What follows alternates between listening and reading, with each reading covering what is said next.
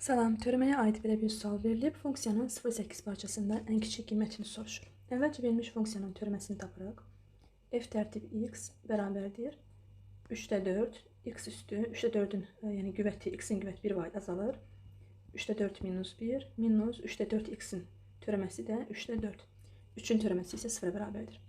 Bu teoreməni 0-a bərabər edirik. 3də 4, x üstü 3də 1, minus 3də 4 bərabərdir 0. 3də 4, x üstü 3də 1 kökün altında 3-cü dərəcədən x deməkdir. 3də 4-ü də sağ tərəfə atıram. Hər tərəfi 3də 4-ə bölsək, 3-cü dərəcədən x bərabərdir 1-ə. Hər tərəfi 3-cü dərəcədən qüvvəti yüksəltsək, x olacaq 1.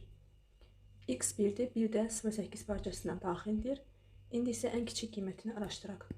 Əvvəlcə verilmiş funksiyada x-in yerinə 1 qoyaq, f1. 1 üstü 3də 4, minus 3də 4 vur 1, 3də 4, üstə gəl 3 bərabərdir. Olacaq 1 üstə gəl 3, 4, 4-dən çıxacaq 3də 4-ü. Bu verir bizə 3də 8.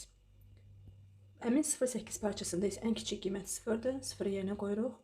F0 olacaq 0 üstü 3də 4, 0, minus 0 üstə gəl 3 bərabərdir 3-ə.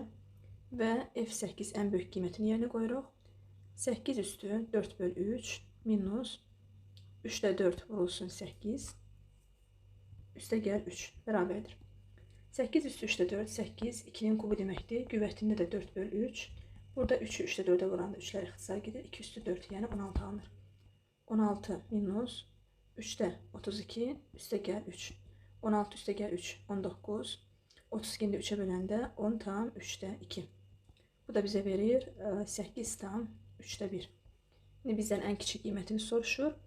3də 8, 2 tam 3də 2 deməkdir. 2 tam 3də 2, 8 tam 3də 1 və 3-dən ən kiçiyi 2 tam 3də 2-dir.